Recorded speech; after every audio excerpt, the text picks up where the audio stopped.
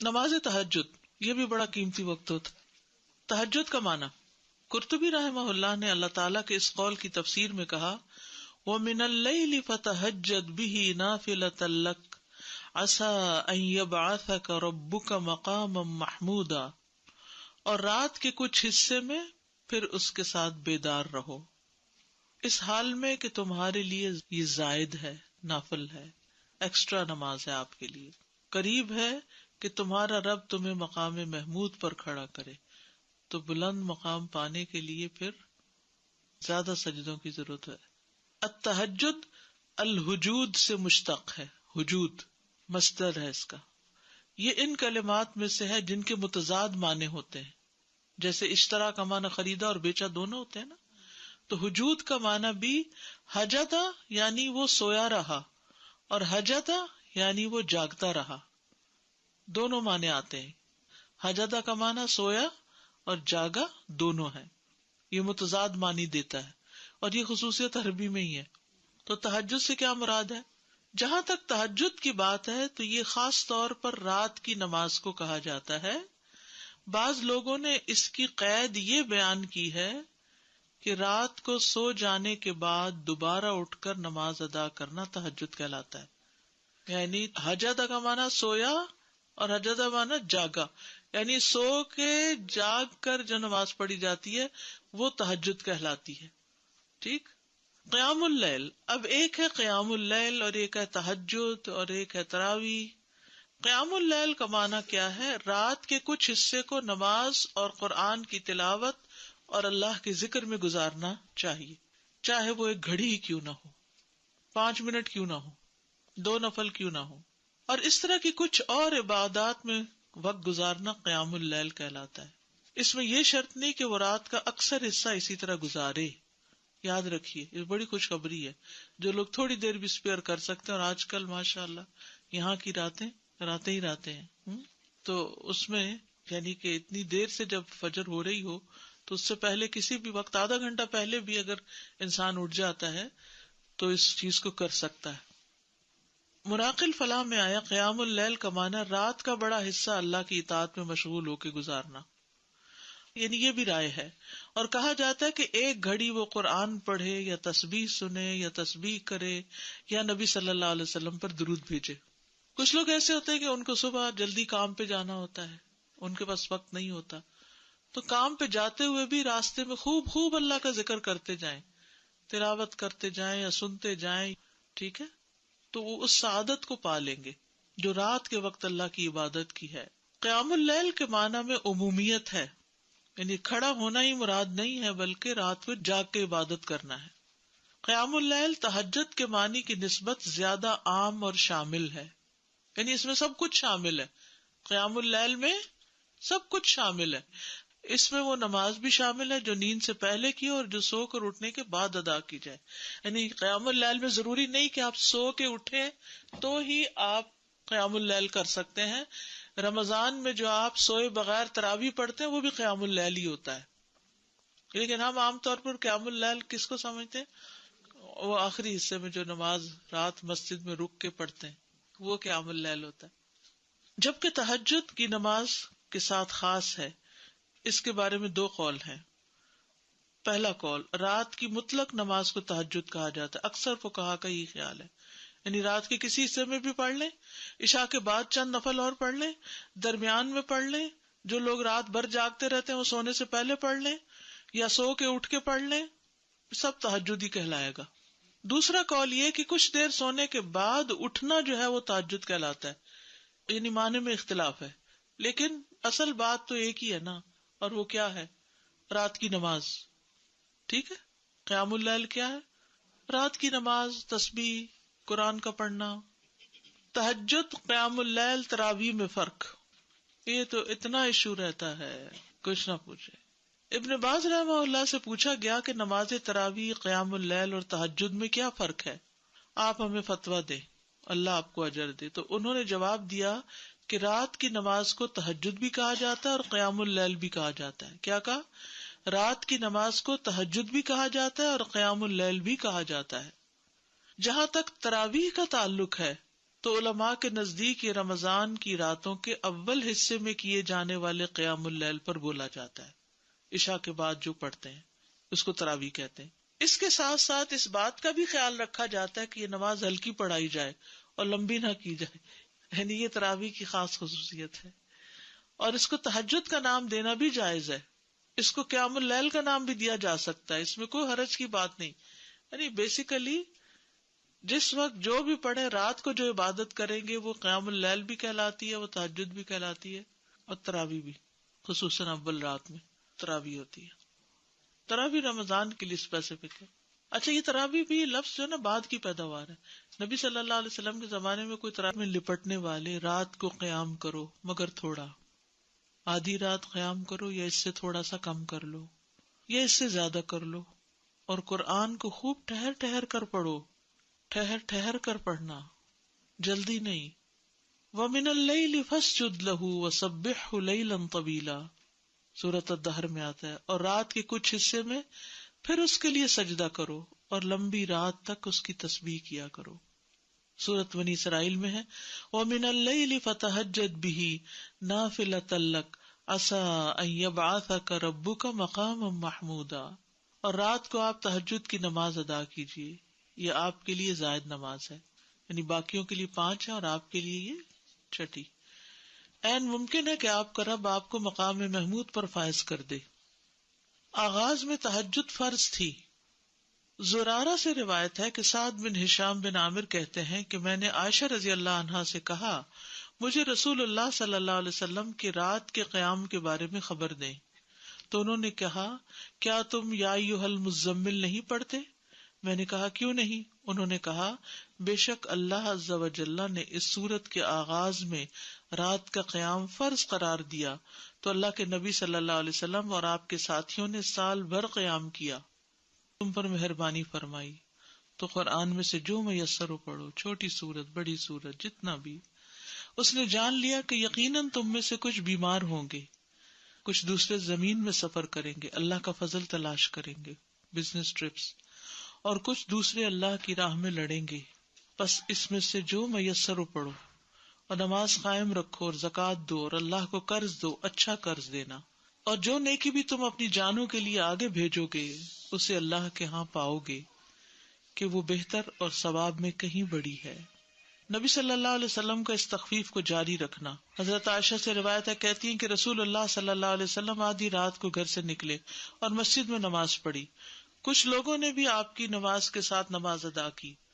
صبح کو لوگوں نے اس بارے میں بات چیت کی، چنانچہ دوسری رات لوگ پہلے سے زیادہ جمع ہو گئے۔ رسول اللہ صلی اللہ علیہ وسلم دوسری رات بھی باہر تشریف لائے اور لوگوں نے آپ کی نماز کے ساتھ نماز پڑھی۔ لوگ صبح اس کا تذکرہ کرتے رہے۔ تیسری رات مسجد میں آنے والے اور زیادہ ہو گئے، آپ باہر تشریف لائے اور لوگوں نے آپ کی نماز کے ساتھ نماز پڑھی۔ جب چوتھی رات ہوئی تو مسجد نمازیوں کے لیے تنگ ہو گئی اور رسول اللہ صلی اللہ علیہ وسلم نکل کر ان کے پاس تشریف نہ لائے، تو ان میں سے کچھ لوگوں نے نماز نماز پکارنا شروع کر دیا، لیکن رسول اللہ صلی اللہ علیہ وسلم باہر ان کے پاس تشریف نہ لائے، حتیٰ کہ آپ فجر کی نماز کے لیے تشریف لائے۔ پھر جب فجر کی نماز پوری کر لی تو لوگوں کی طرف متوجہ ہوئے، پھر شہادتین پڑھ کر فرمائے خطبہ دیا، اما بعد، آج رات تمہارا حال مجھ سے مخفی نہ تھا، یعنی مجھے پتا تھا تم انتظار کر رہے ہو، لیکن مجھے ڈر ہوا کہ رات کی نماز تم پر فرض نہ کر دی جائے، پھر تم اس کی ادائیگی سے عاجز آ جاؤ، تو اس لیے میں نہیں نکلا۔ کتنا خیال تھا کہ امت مشقت میں نہ پڑے، ورنہ اس وقت کے لوگوں کی تو ہمتیں اور تھی، شوق میں وہ پڑھ لیتے اور پھر ہم سب پر بھی ایک ذمہ داری عائد ہو جاتی۔ کئی لوگ کہتے ہیں نا، کیا تراویح پڑھیں؟ ضروری ہے تراویح پڑھنا، اور یہ جماعت سے کیوں پڑھتے ہیں آپ لوگ؟ نبی صلی اللہ علیہ وسلم تو اپنے نفل اکیلے پڑھتے تھے۔ بھئی یہ 3 دن جو پڑھایا، یہ اس وجہ سے پڑھایا تاکہ جماعت سے پڑھنے کا بھی ایک جواز ہو۔ ایک خاتون بہت پریشان میرے پاس آئی اور ماشاءاللہ بہت پڑھی لکھی سمجھدار خاتون، کہتی میں ساری زندگی تراویح کا اہتمام کرتی رہی ہوں، ریسنٹلی کسی نے مجھے شک میں ڈال دیا کہ جی تراویح کا تو لفظ ہی نہیں ہے قرآن و سنت میں، اور جماعت سے پڑھنے کا کہاں حکم ہے، اور اس قسم کی بہت سی باتیں۔ اتفاق کی بات کہ انہی دنوں میں نے ایک آرٹیکل پڑھا تھا اور ریفرنس تازے مجھے یاد تھے سب، تو میں نے ان کو دکھایا تو وہ سکون میں آ گئی۔ کہتی ہے 3 دن سے میں مسجد ہی نہیں گئی، 3 دن سے، رمضان کا مہینہ تھا یہ 3 دن سے میں نے نماز ہی نہیں پڑھی، کیونکہ کسی نے مجھے شک میں ڈال دیا یہ ہے ہی نہیں. آپ نے اس لیے نہیں مسلسل جماعت سے پڑھوائی کہ کئی لوگوں پہ فرض ہی نہ ہو جائے. یہ رمضان ہی کا موقع تھا. اور پھر حضرت عمر رضی اللہ عنہ نے سب کو اس پر اکٹھا کیا، ورنہ کیا ہوتا تھا کوئی کہیں پڑھا رہا ہے، کوئی کہیں پڑھ رہا ہے، کوئی کہیں، تو وہ ایک اجتماعیت کی جو روح ہوتی ہے وہ پھر اس طرح پیدا ہوئی. تو اس لیے سب کے کہتے ہیں بدعت تھی، بدعت نہیں تھی کیونکہ اس کی دلیل موجود تھی. بدعت وہ ہوتی ہے کہ جس کی کوئی دلیل ہی نہیں. یہاں یہ 3 دن پڑھی ہے، یہ کم دلیل ہے. اور پھر آپ نے خود واضح بھی کیا کہ میں اس سے زیادہ اس لیے نہیں کروا رہا کہ یہ فرض نہ ہو جائے تم پر. نبی صلی اللہ علیہ وسلم کا تہجد کا خوب اہتمام کرنا. نبی صلی اللہ علیہ وسلم نماز تہجد میں اتنا قیام فرماتے کہ آپ کے قدم یا پنڈلیوں پہ ورم آ جاتا تھا. بس جب آپ سے اس کے متعلق کچھ عرض کیا جاتا تو آپ فرماتے کیا میں اللہ کا شکر گزار بندہ نہ بنوں. یہ ہے شکرانے کے نفل کہ آپ تہجد جو پڑھتے تھے اسی کو ہی شکرانہ قرار دیتے اور لمبا قیام کرتے. ہم جو شکرانے کے نام پہ نفل پڑھتے بھی ہیں تو وہ کیسے پڑھتے ہیں، کتنی جلدی جلدی پڑھتے ہیں. عبداللہ بن عمیر نے حضرت عائشہ سے کہا رسول اللہ صلی اللہ علیہ وسلم کا کوئی تعجب انگیز عمل جو آپ نے دیکھا وہ بیان کرے. وہ رونے لگی اور کہا آپ راتوں میں سے ایک رات کو کھڑے ہوئے اور فرمایا اے عائشہ مجھے چھوڑ دو کہ میں اپنے رب کی عبادت کر لوں. کہتی ہے میں نے کہا اللہ کی قسم میں آپ کی قربت کو پسند کرتی ہوں، یعنی میں چاہتی ہوں آپ میرے پاس رہیں، لیکن وہ چیز بھی پسند ہے جو آپ کو خوش کر دے. کہتی ہیں آپ اٹھے، وضو کیا اور نماز کے لیے کھڑے ہو گئے. آپ مسلسل روتے رہے یہاں تک کہ آپ کی گود بھیگ گئی، پھر روئے اور روتے رہے حتیٰ کہ زمین تر ہو گئی. اتنے میں بلال رضی اللہ عنہ نماز فجر کی اطلاع دینے کے لیے آئے. جب انہوں نے آپ کو روتا ہوا پایا تو کہا اللہ کے رسول آپ اتنا کیوں رو رہے ہیں، حالانکہ اللہ نے آپ کے اگلے پچھلے گناہ معاف کر دیے ہیں. آپ نے فرمایا کیا میں اللہ کا شکر گزار بندہ نہ بنوں. آج رات مجھ پر چند آیات نازل ہوئی، اس آدمی کے لیے ہلاکت ہے جس نے ان کو پڑھا لیکن ان پہ غور و فکر نہیں کیا، اور وہ ہے سورۃ آل عمران کی آخری آیات ان فی خلق السماوات والارض واختلاف اللیل والنہار. نبی صلی اللہ علیہ وسلم کو تہجد نہ چھوڑنا. اللہ کے نبی جب کوئی نماز پڑھتے تو آپ پسند کرتے کہ اس پر قائم رہیں، اور جب آپ صلی اللہ علیہ وسلم پر نیند یا بیماری غالب آ جاتی اور رات کا قیام نہ کر سکتے تو آپ دن میں 12 رکعتیں پڑھ لیتے. نبی صلی اللہ علیہ وسلم کا گھر والوں کو تہجد کے لیے اٹھانا.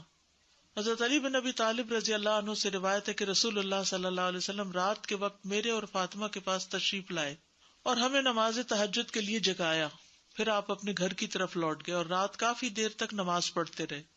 تو آپ نے ہماری طرف سے کوئی آہٹ نہ سنی تو دوبارہ ہماری طرف تشریف لائے اور ہمیں پھر جگایا اور فرمایا دونوں اٹھو اور نماز پڑھو، جیسے ہم اپنے بچوں کو کہتے ہیں.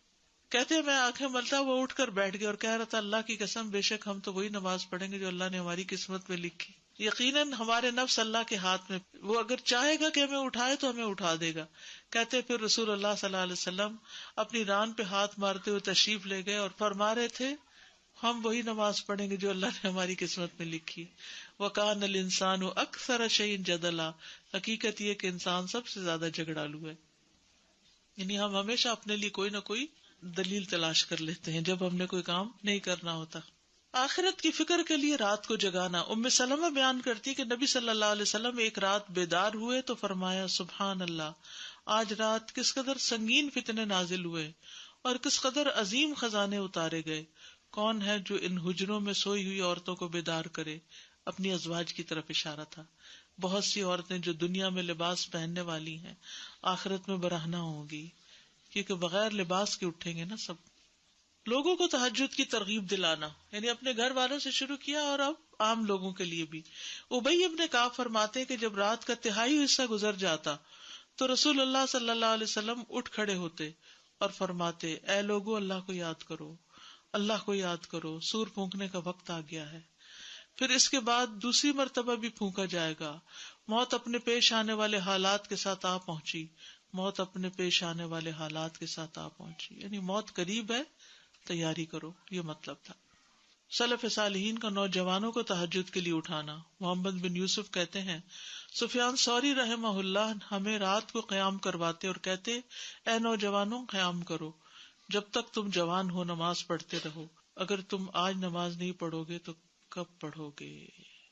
ابن عمر کہتے ہیں عبادات میں سب سے پہلی عبادت جس میں کمی آتی ہے وہ رات کو تہجد کی نماز ہے، اور اس میں اونچی آواز سے قرآن پڑھنا ہے۔ تو یہ جو نوجوانوں کو پڑھانا ہے نا، ہمارے بچے تو فرض نماز بھی مشکل پڑھتے ہیں تو تہجد کا پڑھیں گے؟ اللہ ماشاء اللہ کچھ بچوں کو تو اللہ تعالیٰ توفیق دیتا ہے اور وہ جوانی میں ہی پڑھنا شروع کر دیتے ہیں۔ ہمیں یاد ہے کہ ہمارے والد ہمیں اس بات پہ اجازت دیتے تھے کہ اپنے فرینڈز کو رات کو اکٹھا کر لیں اور رات جاگ کر نمازیں پڑھیں۔ تو اکیلے اکیلے پڑھنا مشکل ہے، تو وہ ان کا مقصد یہ ہوتا تھا کہ ہم مل کے، جی، وہ اکثر بچے کہتے ہیں نا سلیپ اوور کے لیے جانا ہے یا فرینڈز کو بلانا ہے، تو ہم ٹوٹل نہ کر دیتے ہیں۔ تو اس میں یہ ہے کہ اپنے گھر پہ بلا لیں اور ان سے کہیں کہ مل کے تہجد پڑھیں، اور ٹھیک ہے کچھ اور گپ شپ بھی، لیکن آپ دیکھیے کہ پھر ہوتا کیا ہے، عام طور پر تو پھر کھیل تماشے ہی ہوتے ہیں اور کھانا پینا۔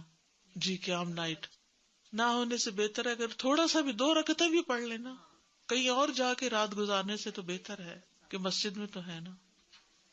وہ فار لائف اس کی ہیبٹ بھی بن جاتی، پھر انسان کو چھوڑنے کو دل نہیں چاہتا اس چیز کو۔ دین کا کام جو لوگ کرتے ہیں نا ان کے لیے بہت ضروری ہے کہ وہ ایکسٹرا نماز پڑھیں۔ اگر رات کو کسی وجہ سے نہیں پڑھ سکتے تو دن میں پڑھ لیں، لیکن صرف فرض پر نہ رہیں، نوافل ضروری ہیں۔ سبحانک اللہم و بحمدک اشہد ان لا الہ الا انت استغفرک و اتوب الیک۔ السلام علیکم و رحمۃ اللہ وبرکاتہ۔